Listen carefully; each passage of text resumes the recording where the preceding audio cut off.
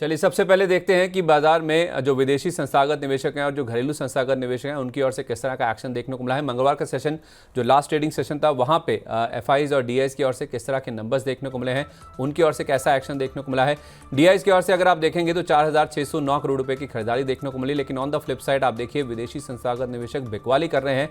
हालांकि सितंबर के महीने में उनकी ओर से करीब $6 बिलियन के आसपास का इन्वेस्टमेंट आता हुआ दिखा था, जो कि 2024 में सबसे हाईएस्ट नंबर है। लेकिन अब आप देखिए बिकवाली फिर से विदेशी निवेशकों की ओर से हावी होती हुई नजर आ रही है। 5,500 करोड़ रुपए से ज्यादा की बिकवाली मंगलवार के सेशन में आप देखेंगे तो विदेशी संस्थागत निवेशकों की ओर से देखने को मिली भी है। ये 1 अक्टूबर के आंकड़े हैं। अगर आप ग्लोबल मार्केट्स की बात करेंगे तो यूएस में हमने देखा था कि कल के सेशन में जो क्लोजिंग है वो हरे निशान के साथ ही होती हुई नजर आई। 42,000 का जो आंकड़ा है उसके ऊपर ही आप देखिए डाउ जोन्स में जो क्लोजिंग है वो बनती हुई दिखी है। आज निके में हम देख रहे हैं करीब 850 अंकों के आसपास का उछाल है।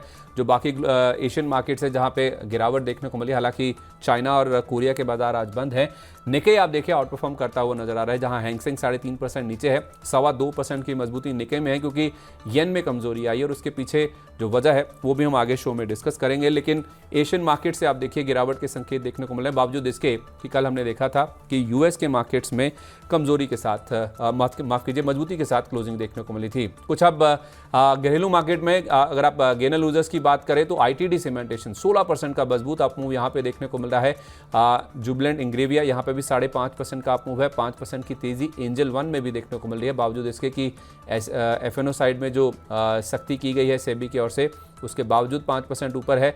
रिलायंस पावर में भी फिर से 5% का ओपी सर्किट लगता हुआ दिखा है और इन्फी बीम में भी हम देख रहे हैं 5% की तेजी आज के सेशन में साफ तौर पे नजर आ रही है। लूजर्स की बात करें जहां पे गिरावट देखने को मिली है तो डाबर यहां पे इनके जो बिजनेस अपडेट्स आए हैं पहली तिमाही के जो उसके बाद हम देख रहे हैं कि 5% से ज़्यादा की कमजोरी है। फिनिक्स लिमिटेड में 5% के आसपास की गिरावट है। 4.5% से ज़्यादा किम्स का शेयर टूटा हुआ है। ग्रेविटा में 4% की कमजोरी है और हिंदुस्तान पेट्रोलियम यानी कि HPCL OMCs के शेयरों पर भी हम देख रहे हैं जिस तरह से क्रूड में उछाल आता वो दिखा है, उसका इंपैक्ट आज नेगेटिव साइड पे देखने को मिल रहा है। 0.25% के आसपास का गोता जो है वो HPCL के शेयर ने आज के सेशन में लगाया है। तो कमजोरी हम देख रहे हैं कि OMCs के स्टॉक में साफ तौर पे देखने को मिल रही है। अब कुछ ग्लोबल खबरों की ओर बढ़ते हैं और फिर बाजार को और डीप डाइव करने की कोशिश करते हैं कि ये जो गिरावट है वो किस तरह से किन शेयरों को ज़्यादा इंपैक्ट कर सकती है। देखिए जैसे मैंने शुरुआत में कहा भी ईरान और इजराइल के बीच में जो टेंशन है ये जो छुट्टी हमने बिताई है उसके दौरान आती हुई दिखी है, क्योंकि 180 से ज़्यादा मिसाइल्स जो हैं वो ईरान ने इजराइल के ऊपर दागी हैं और इससे जो वॉर की टेंशन है वो बढ़ती हुई दिखी है। क्योंकि इजराइल ने भी कहा है कि उनकी ओर से जो जवाबी कार्रवाई है वो होती हुई नजर आएगी, इसकी चेतावनी उन्होंने जारी करी है। और इसका जो इम्पैक्ट है हम देख रहे हैं कि ग्लोबली जो कमोडिटीज़ हैं उनके ऊपर तो देखने को मिला ही है, हमारे मार्केट्स में एशिया के बाजार में भी उसका इम्पैक्ट साफ तौर पे देखने को मिल रहा है। क्रूड की कीमतें आप देखिए 2 दिन में 5% का उछाल देखने को मिला है। ब्रेंट का भाव आप देखेंगे तो $75 के आसपास आपको नजर आएगा। इसके अलावा सोना चांदी बेस मेटल्स इनमें भी आप देखेंगे तो ग्लोबल मार्केट्स में इस न्यूज़ फ्लो के चलते काफ़ी अच्छा तेज़ी का जो रुझान है वो बनता हुआ दिखा भी है। भारत के जो एक्सपोर्ट हैं शिपिंग रूट्स हैं उन पर भी इसका असर देखने को मिल सकता है और कई सारी जो इंटरनेशनल फ़्लाइट्स हैं उन्होंने भी अपने जो रूट्स हैं उसमें फेरबदल किया है, उसमें बदलाव किए हैं। तो उसका भी इम्पैक्ट आप देख सकते हैं कि जो एयरलाइन कंपनीज हैं उनके ऊपर साफ तौर पे नज़र आ रहा है। तो इन सबको अब एक एक करके डिस्कस करते हैं। पहले सर ये जो कच्चे तेल में मूव हमने आता हुआ दिखा है, ये जो पूरा इजराइल और ईरान के बीच में जो वॉर की टेंशन बढ़ी है, आपका क्या एक्सपेक्टेशन है सर? ये क्या पहले की तरह ही केवल जवाबी कार्रवाई होगी, कोई वॉर जैसी सिचुएशन नहीं है? आप क्या एक्सपेक्ट कर रहे हैं? क्या बाजार इस चीज़ को फैक्टर इन कर रहा है कि ये वॉर जैसी सिचुएशन बन रही है जो $75 का क्रूड हो गया है? देखिए, हिजबुल्लाह पे इजराइल का एक्शन तो जारी रहने वाला और इसका जो ईरान ने इनके ऊपर जो मिसाइल दागी है उसका रिस्पांस इजराइल ने बोला है at a time out and choosing करेंगे। मुझे नहीं लगता है उसमें बहुत ज्यादा वो लोग डिले करेंगे। मुझे लगता है कि 1-2 दिन में उनका रिस्पांस आ ही जाएगा। तो we are expecting matter to escalate. उसके पीछे हमें लगता है कि मार्केट गिर सकती है। ठीक है, तो क्रूड की कीमतों में हम उछाल देख रहे हैं क्योंकि मैटर जो है दोनों देशों के बीच में एस्केलेट होता हुआ नजर आ रहा है, जैसा हमें सर भी बता रहे हैं। तो सर जो जितने भी तेल गैस सेक्टर के स्टॉक्स हैं, चाहे वो रिलायंस हुआ, वेदांता हुआ, सेलान एक्सप्लोरेशन, HOEC हुआ या फिर OMCs हुई, इनको लेकर आपका क्या व्यू है सर? ये जो कच्चे तेल की कीमतों में उछाल आ रहा है उसके व्यू में कोई स्टॉक जो आपको लगता है जहाँ पे खरीदारी या बिकवाली करने के मौके बन रहे हो? नहीं, हमें लगता है कि जो आपके जो रिफाइनिंग स्टॉक्स है उनमें थोड़ा बहुत करेक्शन आ सकता है। बाकी जो जैसे वेदांता और बाकी के ईएनपी वाले स्टॉक्स है उनके लिए ये अच्छा रुझान है। हम्म। तो सर रिलायंस में तो अभी बोनस का ट्रिगर भी है जो इन्होंने अपनी एजीएम से पहले अनाउंस किया था, उसकी रिकॉर्ड डेट अभी आना बाकी है। तो जिस तरह से रिलायंस गिर रहा है 3200 का ऑल टाइम हाई लगाने के बाद उसके ऊपर के लेवल्स हमने देखे थे, अब ये शेयर 2900 का जो लेवल है उसके नीचे भी फिसलता हुआ नजर आ रहा है। तो जिनको बोनस की एक्सपेक्टेशन है या फिर बोनस का फायदा लेना है, क्या ये अच्छे लेवल्स हैं रिलायंस में एंटर करने के लिए? नहीं, रिलायंस नोमैन्स लैंड में है, अभी लेना नहीं बनता है। ये और थोड़ा स्लिप हो सकता है स्टॉक। अच्छा, तो जिनको बोनस का फ़ायदा लेना है उनके लिए रिलायंस का जो स्टॉक है उसमें और गिरावट का इंतजार कर ले तो ज़्यादा बढ़िया है। सर आपने वेदांता का नाम भी लिया, वेदांता की भी 8 अक्टूबर को बोर्ड बैठक होने वाली है। जिस तरह से एक और डिविडेंड का अनाउंसमेंट हो सकता है, कंपनी विचार करने वाली है। तो जिनको डिविडेंड के एंटिसिपेशन में खरीदारी करनी है, क्या इस स्टॉक में खरीदारी कर सकते हैं अभी? नहीं, डेफिनेटली वेदांता देखिए अच्छा स्टोरी है, मेटल्स सेक्टर में अच्छी खासी तेजी है, तो हमें लगता है कि ये स्टॉक और बढ़ सकता है। ठीक, तो वेदांता में अभी भी और अप मूव एक्सपेक्टेड है, तो यहाँ पे आप चाहें तो खरीदारी करके चल सकते हैं। मेटल्स को लेकर आपका क्या व्यू है सर? जिस तरह से चाइना में जो आयरन ओर की कीमतें हैं वो भी बढ़ रही हैं, इनके ओवरऑल जो नंबर्स आ रहे हैं, जो डेटा पॉइंट्स आ रहे हैं वो भी ये इंडिकेट कर रहे हैं कि चाइना में अब ग्रोथ जो है वो शायद वापस पटरी पर लौटती हुई नजर आ सकती है। हमने ये भी न्यूज़ फ्लो देखा है कि इनके जो कुछ डिफॉल्ट किए हुए बिल्डर्स हैं, उनके शेयर अगर आप पिछले 5 दिन में देखें तो 200% यानी कि 3 गुना तक चढ़ते हुए नजर आए भी हैं। कुछ बिल्डर्स ऐसे हैं जिनके नाम आपकी स्क्रीन के ऊपर हैं, इनमें ज़बरदस्त उछाल हमने पिछले कुछ दिनों में बनता हुआ दिखा है। इन एंटिसिपेशन की जो फैसले लिए गए हैं, जो रेट कट के अनाउंसमेंट्स हुए हैं और जिस तरह से आयरन ओर की कीमतें बढ़ रही हैं, वो यही दर्शा रही है कि प्रॉपर्टी सेगमेंट, प्रॉपर्टी सेक्टर जो कि काफ़ी ज़्यादा वीक हो गया था चाइना में, अब वहाँ पर रिवाइवल के जो इंडिकेशंस हैं वो साफ तौर पर नजर आ रहे हैं। तो जो मेटल स्टॉक्स हैं, जो स्टील की डिमांड है, क्या आपको लगता है कि यहाँ से इजाफा होता हुआ नजर आएगा? और जितने भी ये स्टील से रिलेटेड स्टॉक हैं, चाहे आप Tata steel, SAIL, JSW steel देखें या नाल्को देखें, जो कि आयरन ओर की कीमतों से भी इम्पैक्ट होते हैं, हिंदुस्तान जिंक हुआ, हिंडाल्को हुआ, ग्लोबल जिस तरह से कमोडिटी की कीमतें ऊपर जा रही हैं, क्या कोई स्टॉक ऐसा है जो जिसमें हाल के रनअप के बाद अभी भी मौके हैं खरीदारी करने के?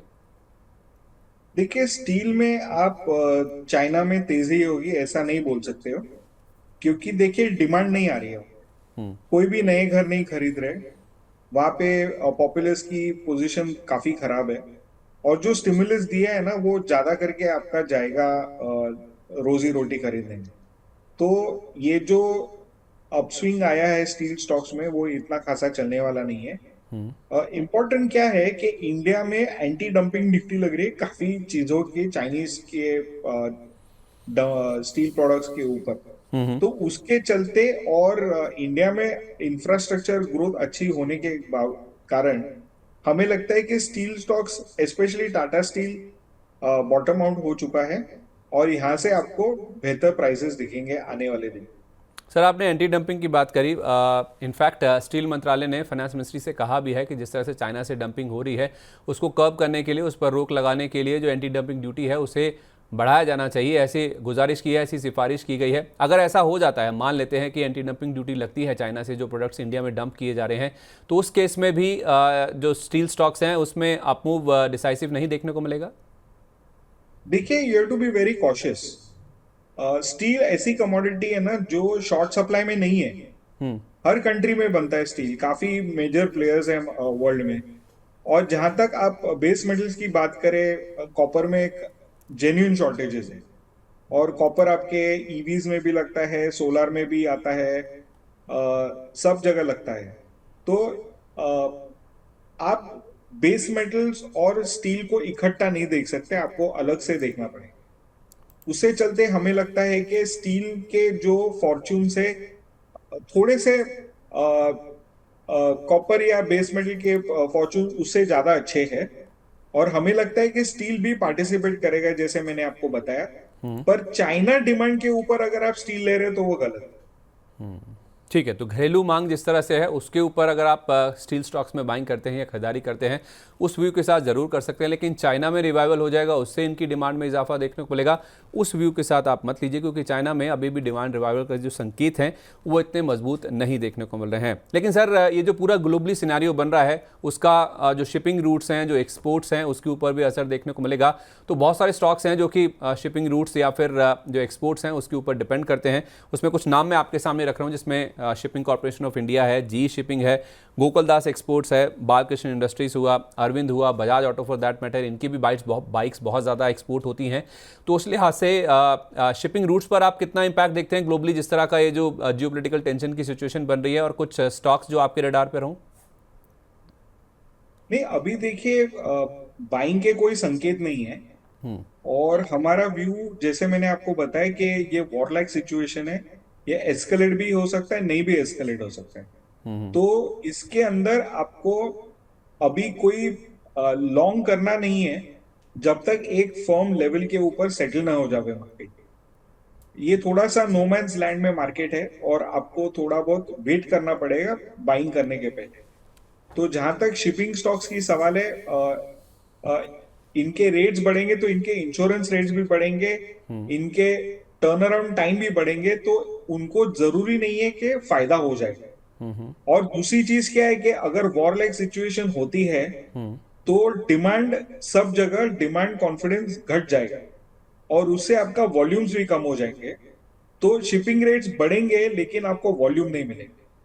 तो ओके। उसके चलते हमें लगता है कि यहाँ पे आपको थोड़ा बहुत संयम रखना है, नया बाइंग नहीं करना है जब तक सिचुएशन में कोई अच्छी तरह की क्लैरिटी नहीं आए। चलिए, तो वेट एंड वॉच करना ज़्यादा ज़रूरी है जब तक क्लैरिटी ना आ जाए कि भले ही इनके रेट्स में इजाफा हो सकता है, लेकिन उसके साथ साथ अगर वॉर जैसी सिचुएशन बनती है, अगर ये चीज़ें एस्केलेट होती हैं यहाँ से और बढ़ता है तनाव, तो जाहिर सी बात है फिर वॉल्यूम्स में भी, डिमांड में भी कमी देखने को मिलेगी। उसका भी इम्पैक्ट हमें इन स्टॉक्स के ऊपर समझना बहुत ज़रूरी है। कुछ ऐसे रुझान सर एयरलाइन स्टॉक्स पर भी देखने को मिलेगा, क्योंकि हम देख रहे हैं कि काफ़ी सारी एयरलाइंस हैं जो कि अपने रूट्स बदल रही हैं, खासतौर पर जो ईरान का एयर स्पेस है और उसके ऊपर से ना फ्लाई करने की जो बातचीत है वो ज़्यादातर जो एयरलाइंस है वो कर रही हैं। तो हमारे जो दो लिस्टेड एंटिटीज़ हैं भारत में, मेनली इंडिगो और स्पाइसजेट, उसको लेकर आपका व्यू सर? देखिए, स्पाइसजेट में फंड इंजेक्शन हुआ है और उनके ऑपरेशंस बेहतर ही हो सकते हैं। तो उसके चलते, और इंडिया में सीवियर शॉर्टेजेस है फ्लाइट्स की, तो हमें, हमारा व्यू इसके ऊपर पॉजिटिव है। और जहां तक हम इंडिगो की बात करें, हमें लगता है कि यहाँ से ऊपर जाना, इंडिगो थोड़ा काफी तेजी हो चुकी है उसमें, तो या कंसोलिडेट करेगा या मार्जिनल उसमें करेक्शन आ सकता है। तो अगर आपको इंडिगो लेना है तो बाय ऑन डिप्स कीजिए, और अगर आपको पार्टिसिपेट करना है एयरलाइन इंडस्ट्री में तो स्पाइस जेट में आप थोड़ी बहुत तेजी कर सकते हैं। तो स्पाइसजेट में तेज़ी कर सकते हैं और इंडिगो में यहाँ से तेज़ी की गुंजाइश कम नज़र आती है, इसलिए थोड़ा बाय ऑन डिप्स यानी कि गिरावट पर आप खरीदारी करें तो आपके लिए ज़्यादा बेहतर होगा। अब कुछ घरेलू खबरों की ओर चले, उससे पहले सर एक जापान के मार्केट में आपसे डिस्कस करना चाहूँगा।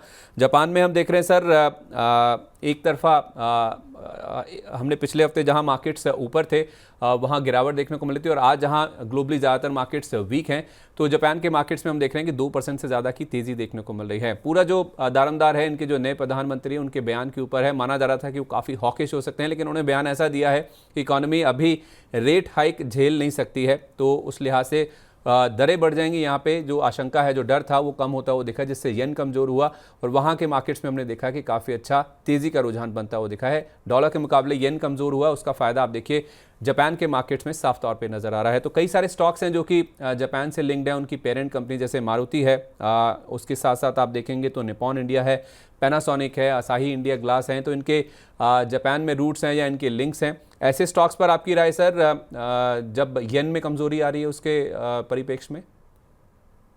देखिए, मारुति स्ट्रॉन्ग काउंटर है और हमें नहीं लगता कि इसमें ज्यादा वीकनेस आएगी। इसमें दो तीन वजह, ये अभी अपना ईवी भी लॉन्च करने वाले आने वाले साल में, और उसकी पहले की तैयारी कर रहे हैं जहां पे वो लोग 25,000 चार्जिंग स्टेशन लगा रहे हैं। जब ये 25,000 चार्जिंग स्टेशन लगा रहे हैं तो आप एक चीज कंफर्म रख सकते हो कि इनको काफी कॉन्फिडेंस है कि इनकी ईवी का एक्सेप्टेंस अच्छा होने वाला है। तो उसके चलते हमें नहीं लगता कि मारुति को शॉर्ट करना चाहिए। आप मारुति में डिक्लाइंस में बाय करने का ही इंटरेस्ट रखिए। चलिए ठीक है, मारुति में लोअर लेवल्स पे कोई डिप आता है तो नीचे में आपको खरीदारी करने का व्यू रखना चाहिए, शॉर्ट नहीं करना चाहिए। ये राय फिलहाल मारुति पे निकल के सामने आ रही है। चलिए अब बड़ी खबर की ओर चलते हैं, वो है एफएनओ को लेकर जो नियम सख्त किए गए हैं सेबी की ओर से। जो मंगलवार की शाम को फैसला आया था, जो सर्कुलर जारी किया गया था, उसके कुछ 5 से बड़े फैसले हैं जो कि सेबी की ओर से लिए गए हैं। मैं जल्दी से आपके सामने रखता हूं, फिर सर से समझेंगे उसका इम्पैक्ट किस तरह से आएगा। जो ऑप्शन प्रीमियम है उसके जो नियम हैं उसमें बदलाव किया गया, उनको और सख्त किया गया, उनको और कड़ा किया गया है। सबसे पहले जो बायर्स हैं जो ऑप्शन प्रीमियम पे करते हैं उनको अपफ्रंट देना होगा, यानी कि पूरी रकम देनी होगी। तो जितना पहले दिया जाता था उसके मुकाबले अब उनको ज़्यादा प्रीमियम देना होगा। बाजार मान के चल रहा है कि 3 से 4 गुना उनकी जो लागत है, जो अपफ्रंट प्रीमियम है, वो बढ़ सकता है, जिससे जो इंट्राडे ट्रेड है, इंट्राडे वॉल्यूम्स हैं, उसमें कहीं ना कहीं इंपैक्ट देखने को मिल सकता है। दूसरी ओर आप देखेंगे ये जो नियम है, अपफ्रंट नियम, जो प्रीमियम नियम है, वो फरवरी 2025 से लागू होते हुए नज़र आ सकते हैं।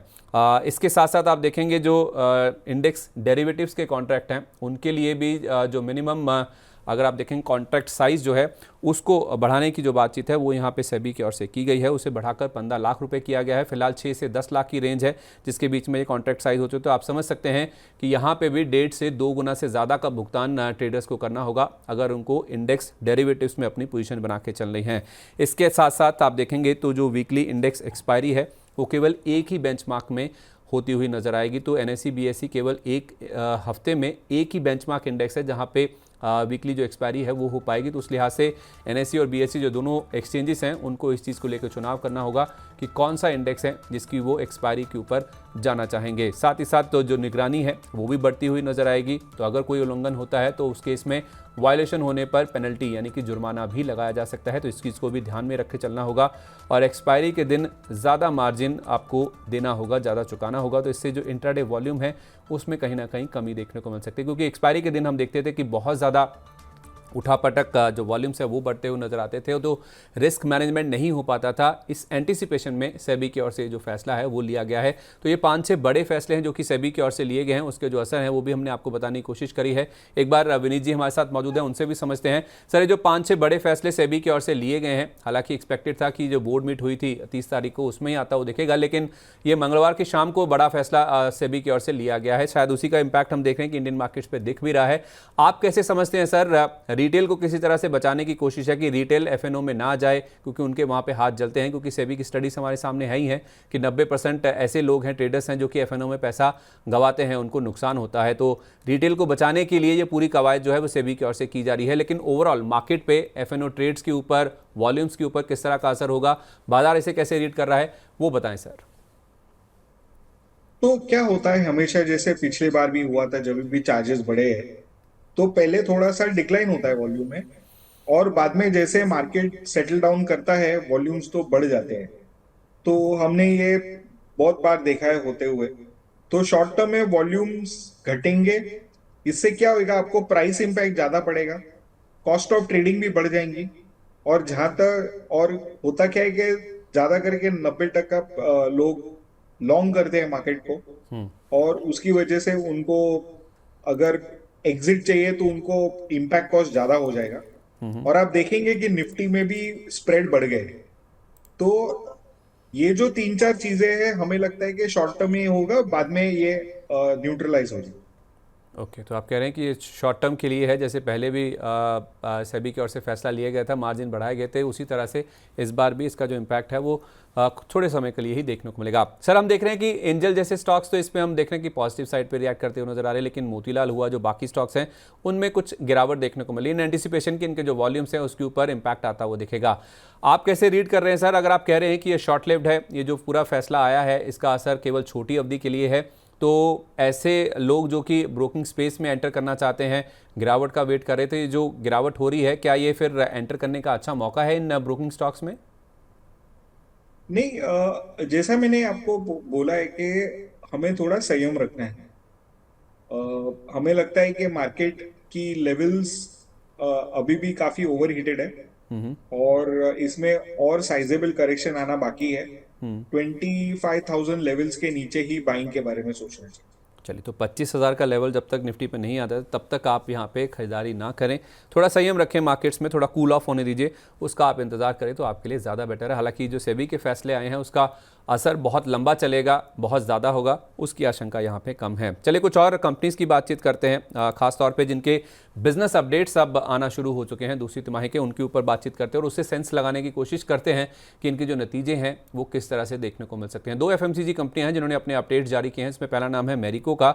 इनके जो अपडेट आए हैं उसमें इन्होंने कहा है कि Q2 में मिड सिंगल डिजिट जो वॉल्यूम ग्रोथ है वो देखने को मिल सकती है और Q2 के अंत में जो पैराशूट हेयर ऑयल है उसके दाम इन्होंने बढ़ाए हैं तो उसका इम्पैक्ट पॉजिटिव साइड पे देखने को मिलेगा। लेकिन हाँ, कोपरा की जो कीमतें बढ़ी हैं उससे हेयर ऑयल की लागत बढ़ी, जिस वजह से इन्होंने कीमतें बढ़ाई हैं। ग्रामीण इलाकों से जो ग्रोथ है वो ज़्यादा देखने को मिली है और सफोला की जो डिमांड ग्रोथ है वो धीमी देखने को मिली है और दूसरी छमाही में जो कंसोलिडेटेड डिमांड है उसमें डबल डिजिट ग्रोथ देखने को मिल सकती है, ऐसी संभावना उन्होंने अपने बिजनेस अपडेट्स में जताई है। मैरिको का स्टॉक हम देख रहे हैं कि आज कमजोर बाजार में भी सर अच्छा पॉजिटिव साइड पे रिएक्ट करता हुआ नजर आ भी रहा है, क्योंकि बिजनेस अपडेट्स काफ़ी मजबूत हैं और कॉन्फिडेंस जिस तरह से जताया है मैनेजमेंट ने अपनी कमेंट्री में वो काफ़ी शानदार है, तो बाजार इसे पसंद कर भी रहा है। मैरिको को लेकर आपकी राय सर, आपने कैसे इनके बिजनेस अपडेट्स को रीड किया है? देखिए, जो बांग्लादेश में हुआ है उससे उनको थोड़ा बहुत इम्पैक्ट तो होगा ही, क्योंकि वहां पे कंजम्पशन काफी हिट आ चुका है और इन्होंने जो प्राइसिंग इंक्रीज लिया है वो प्योरली अपने मार्जिन प्रोटेक्ट करने के लिए किया है, क्योंकि कोपरा के प्राइसेस बढ़ चुके हैं। तो हमें लगता है कि मैरिको का नंबर्स अच्छे आएंगे, पर वो फैक्टर्ड इन है, तो ये भाव से उससे बेहतर बाकी के जो एफएमसीजी काउंटर्स जैसे गोदरेज कंज्यूमर है, वरुण बेवरेजेस है, इन पे हमें ज्यादा तेजी लगी। Sir on the flip side अगर आप देखेंगे जिस तरह की कमेंट्री मैरिको की आती हुई दिखी है उससे ठीक उलट आप देखेंगे तो डाबर में कमजोरी साफ तौर पे नजर आ रही है। उन्होंने कहा है कि Q2 में कंपनी को आय और मार्जिन दोनों घटने की आशंका है और ज़्यादा बारिश और उसके साथ साथ जो बाढ़ की स्थिति है कई सारे राज्यों में उस वजह से इनकी जो डिमांड है उसके ऊपर इम्पैक्ट देखने को मिला है। तो लो सिंगल डिजिट में इनकी जो आय और जो मार्जिन है उसमें इम्पैक्ट नेगेटिव साइड पे देखने को मिल सकता है, जिसको बाजार ने पसंद नहीं किया और आज आप देखें स्टॉक में 5% से ज़्यादा की गिरावट देखने को मिल रही है। तो डाबर पर आपका व्यू सर, ये जो अपडेट्स आए हैं क्या ये चौंकाने वाले हैं? क्या इसमें कोई बिकवाली करने की भी राय बन सकती है? देखिए, डाबर हमको एक्सपेंसिव ही लगता है और ये जो कंपनी ने जो आउटलुक बिजनेस आउटलुक शेयर किया है उससे हमें लगता है कि साइंस बहुत इनकरेजिंग नहीं है। तो इसके चलते हमें लगता है कि आप डाबर में से एग्जिट करके और कोई स्टॉक में आप डेफिनेटली एंटर कर सकते हैं। जैसे मैंने आपको 2 स्टॉक्स बताए, वरुण बेवरेजेस और गोदरेज कंज्यूमर, तो हमें लगता है कि ये 2 stocks provide better opportunity than Dabur. तो एफएमसीजी सेक्टर में GCPL और वरुण बेवरेजेस इन स्टॉक्स में आप चाहें तो खरीदारी करके चल सकते हैं। अगर आपके पास डाबर है तो डाबर से एग्जिट करके, क्योंकि वैल्यूएशन महंगे हैं, ये दोनों स्टॉक्स जो आपको बताए गए उनमें आप एंटर करके चल सकते हैं। ऑटो स्टॉक्स भी लाइमलाइट में हैं क्योंकि ऑटो बिक्री के आंकड़े आ रहे हैं और मंगलवार को बाजार बंद होने के बाद हीरो मोटोकॉर्प और मारुति दोनों के नंबर्स आए हैं।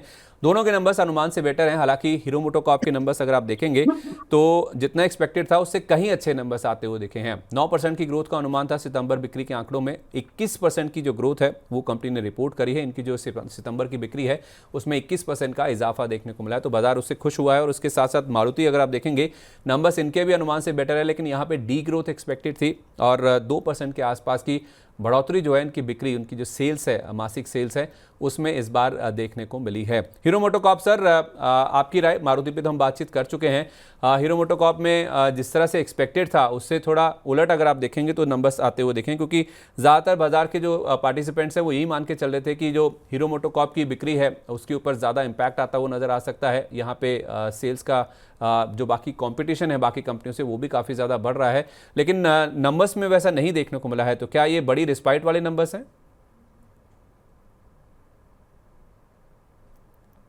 सर आपकी आवाज़ नहीं आ रही। हीरो मोटोकॉर्प के नंबर्स काफी डिसअपॉइंटिंग है, तो हम इसके ऊपर अभी बाय नहीं देखेंगे। ये थोड़ा स्टॉक सेल ऑफ हो सकता है इस लेवल से। ओके, ठीक है, तो थोड़ा वेट करना चाहिए। नंबर्स उतने अच्छे नहीं हैं जैसे हम आपको बता रहे हैं। सर कह रहे हैं कि और थोड़ा सा सेल ऑफ हो सकता है, तो हीरो मोटोकॉर्प में एंटर करने के लिए जल्दबाजी ना करें, थोड़ा सा नीचे आए तो आप चाहें तो ज़रूर उसमें खरीदारी करने का मन बना सकते हैं। इस बीच हमारे बहुत सारे दर्शक हैं, उनके एक दो सवाल भी ले लेते हैं, फिर हमारा जो खास सेगमेंट है स्टॉक एक्सरे उसकी ओर बढ़ेंगे। रिलायंस को लेकर हमारे एक दर्शक हैं श्रुति वाइफी, उन्होंने अपना सवाल भेजा है 2988 पर उन्होंने बाय किए, कह रही 10 शेयर मेरे पास है, होल्ड करें या एग्जिट कर लें। रिलायंस को लेकर हम ऑलरेडी पहले भी बातचीत कर चुके हैं सर, अपना व्यू दे चुके हैं, तो आप चाहें तो शो के पहले हिस्से में जाकर इस चीज़ को लेकर बातचीत हुई थी, आप वहाँ पे अपना सवाल का जवाब ले सकती हैं। सर, एक हाल में लिस्टेड कंपनी है बाजार स्टाइल रिटेल, इसको लेकर हमारे एक दर्शक हैं जयश्री बाबा महाराज, उन्होंने अपना सवाल भेजा है। वो जानना चाहते हैं कि क्या इसको होल्ड करें या इसमें से निकल जाना चाहिए, क्योंकि 389 रुपीज़ का इसका इशू प्राइस था और स्टॉक अगर आप देखेंगे तो उस लेवल को पार करने में काफ़ी ज़्यादा उसको मुश्किल होती हुई नज़र आ रही है। तो जिनके पास आईपीओ का रखा हुआ है, जो फंसे हुए हैं सर, आपकी क्या राय होगी, इसमें बने रहना चाहिए, लेवल आ जाएगा उनका, या फिर जो भाव मिल रहा है वो लेके निकल जाना चाहिए? नहीं, हमें लगता है कि आपको उसमें एग्जिट करना चाहिए, क्योंकि उसकी वैल्यूएशन बहुत रिच थी जब आईपीओ आया था। उससे अच्छा तो हम V2 रिटेल सजेस्ट करेंगे।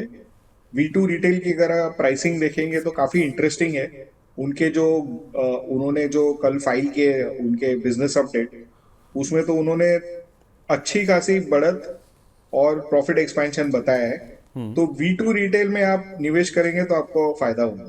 चलिए, तो V2 रिटेल में निवेश करेंगे तो ज़्यादा फायदा होगा। हालांकि बाजार स्टाइल रिटेल में भी हम देख रहे हैं कि आज के सेशन में करीब 10% के आसपास का अपमूव है। 389 रुपीज़ का इशू प्राइस था, उसके ऊपर ये 423 रुपये के आसपास फिलहाल इसमें कारोबार देखने को मिल भी रहा है। सर, समय काफ़ी हो गया है, आपसे विदा लेने का टाइम आ गया, लेकिन जाने से पहले आपकी टॉपिक्स जो आप शेयर करना चाहेंगे सर। देखिए, हमने रिसेंटली पेटीएम पे इनिशिएट किया था, तो हमें ये स्टॉक काफी अच्छा लगता है।